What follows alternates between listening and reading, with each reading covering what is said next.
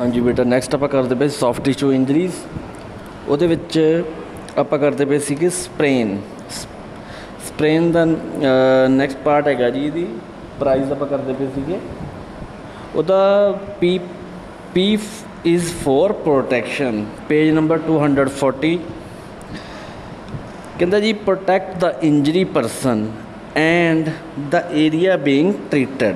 ਕਹਿੰਦਾ ਜੀ ਇੰਜਰਡ ਵਿਅਕਤੀ ਦੇ ਟਰੀਟਮੈਂਟ ਕਰੋ ਤੇ injury sports field if injury is on sports field stop the game. ਅਗਰ ਇੰਜਰੀ ਸਪੋਰਟਸ ਦੇ ਫੀਲਡ ਵਿੱਚ ਹੈ ਤਾਂ ਗੇਮ ਨੂੰ ਰੋਕ ਦੇਣਾ ਚਾਹੀਦਾ ਹੈ। Protect the area being treated with a splint if possible. ਅਗਰ ਇਹ ਪੋਸੀਬਲ ਹੋ ਸਕੇ ਕਿ ਤੁਹਾਡੇ ਕੋਲ ਸਪਲਿੰਟ ਹੈ ਤਾਂ ਉਸ ਏਰੀਏ ਨੂੰ ਸਾਫ਼ ਕਰਨਾ ਚਾਹੀਦਾ ਚੰਗੀ ਤਰ੍ਹਾਂ। If the patient can move carefully, move them to a suffer area using a stretcher or crutch, but if there is not any doubt do not move the patient। ਕਹਿੰਦੇ ਜੀ ਅਗਰ ਪੇਸ਼ੈਂਟ ਨੂੰ ਮੂਵ ਕਰਨਾ ਵਾ ਤਾਂ ਧਿਆਨ ਨਾਲ ਕਰਨਾ ਚਾਹੀਦਾ, ਕਰੈਚਰ ਜਾਂ ਸਟ੍ਰੈਚਰ ਦੀ ਵਰਤੋਂ ਕਰਨੀ ਚਾਹੀਦੀ ਹੈ, ਧਿਆਨ ਨਾਲ ਲੈ ਕੇ ਆਉਣਾ ਚਾਹੀਦਾ ਹੈ। ਅਗਰ ਕੋਈ ਤੁਹਾਨੂੰ ਡਾਊਟ ਹੈ ਵੀ ਕੋਈ ਪ੍ਰੋਬਲਮ ਆ ਸਕਦੀ ਹੈ ਤਾਂ ਉਸ ਨੂੰ ਪੇਸ਼ੈਂਟ ਨੂੰ ਮੂਵ ਨਹੀਂ ਕਰਨੀ ਦਾ, do not move the patient. ਹੁਣ ਬੇਟਾ ਨੈਕਸਟ ਆ ਗਿਆ ਜੀ R is for rest. Allow any injury time to heal. ਕਹਿੰਦੇ ਜੀ ਇੰਜਰੀ ਲੱਗਣ ਸਮੇਂ ਹੀਲ ਕਰਨ ਦਿਓ। Being brave and playing through the pain is not wise. ਕਹਿੰਦੇ ਜੀ ਬਰੇਵ ਹੋਣਾ ਅਤੇ ਪੇਨ ਵਿੱਚ ਖੇਡਣਾ ਸਮਝਦਾਰੀ ਨਹੀਂ ਹੁੰਦੀ। Ensure rehabilitation time to allow even a small injury to heal।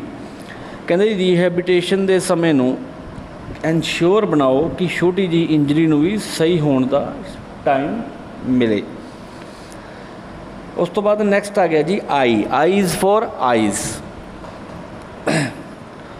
ਅੱਛਾ ਜੀ, by applying ice either from a freezer, an ice pack or even a pack of peas on to the injury, you will reduce the pain and inflammation।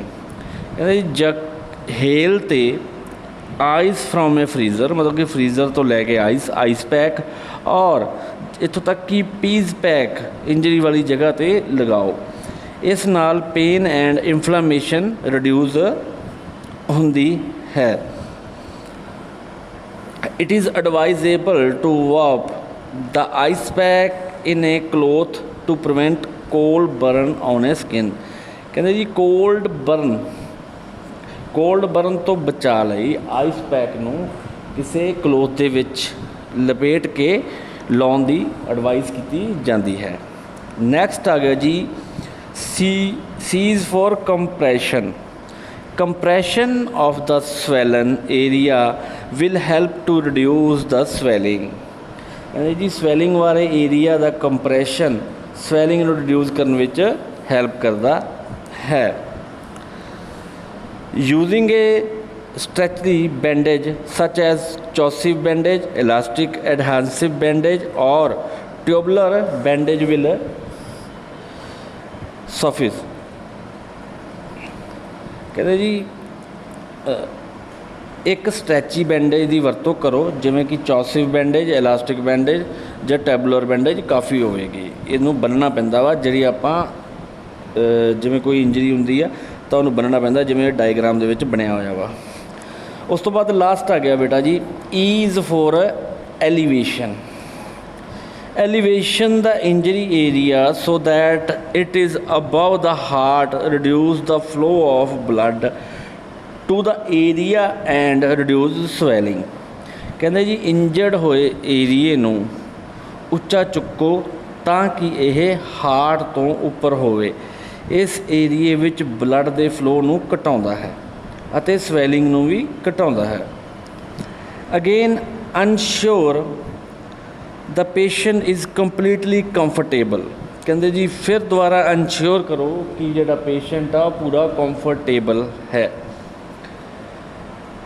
And do not elevate an injury area if the cause of excessive pain. अगर बहुत ज़्यादा pen हो रही है उस area ते उस place ते तो उसनों ऊपर ना चुको।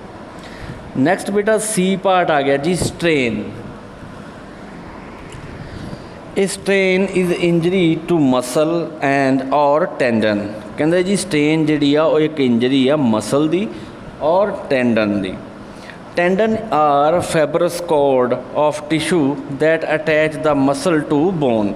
कहते ये टेंडन आ फाइबरस कॉर्ड की एक टिशू बनया होया वा जिहड़ा अटैच करता वा मसल टू द बोन, इन्हों आपस च अटैच करता वा। Strain often occur in our foot leg and back. कहते स्ट्रेन अक्सर साडे फुट लैग और बैक ते हुंदा है। बैक मतलब हैमस्ट्रिंग जी थाई दे बैक साइड आ उन्होंने हैमस्ट्रिंग भी कह देंगे, टिपिकली ज़्यादातर उत्थे ही हुंदा।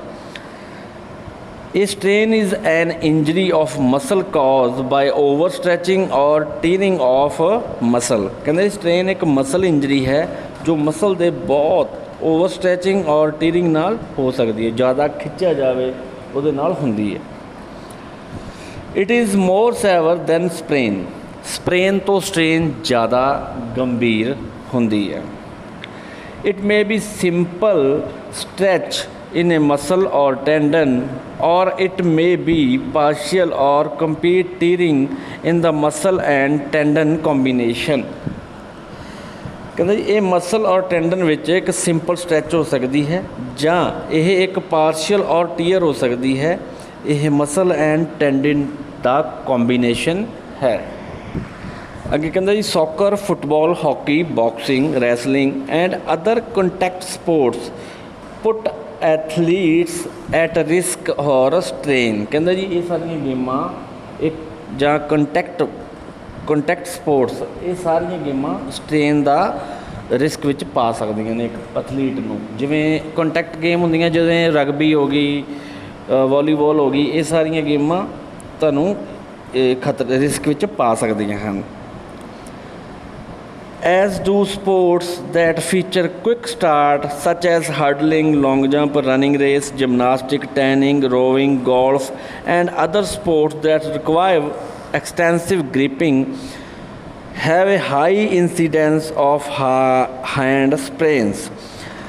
कहते जी जिमें कि स्पोर्ट्स विच quick sports such as hurdling, जिमें आप हर्डल्स होंदियां, हर्डल्स टप्पी दी नहीं 100 मीटर 110 मीटर के विच वो होंदियां, long jump, running race, gymnastic, tennis, rowing, golf and other sports जिन्हां विच एक्सटेंसिव ग्रिपिंग की जरूरत होंदी है।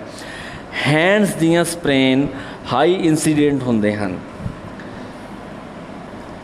एल्बो स्ट्रेन फ्रीकुएंटली अकर इन रैकेट थ्रोइंग कंटैक्ट स्पोर्ट्स। कहता जी एल्बो की स्ट्रेन होंदी आ वो ज़्यादातर रैकेट नाल होंदी आ जां थ्रोइंग नाल और कंटैक्ट स्पोर्ट्स नाल ये ज़्यादा प्रॉब्लम आउंदी आ।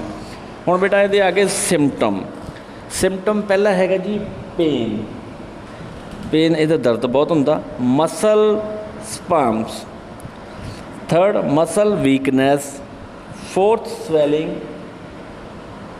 फिफ्थ इन्फ्लामेशन मतलब कि जलन बहुत होंदी है। लास्ट हैगा जी क्रैंप। क्रैंप मतलब मसल खिंचे जाते हैं, क्रैंप आ जाते हैं। टाइप ऑफ स्ट्रेन्स 3 टाइप्स होंदियां ने, एक माइल्ड, मॉडरेट ते सैवर। ये आपां नैक्सट करांगे बात।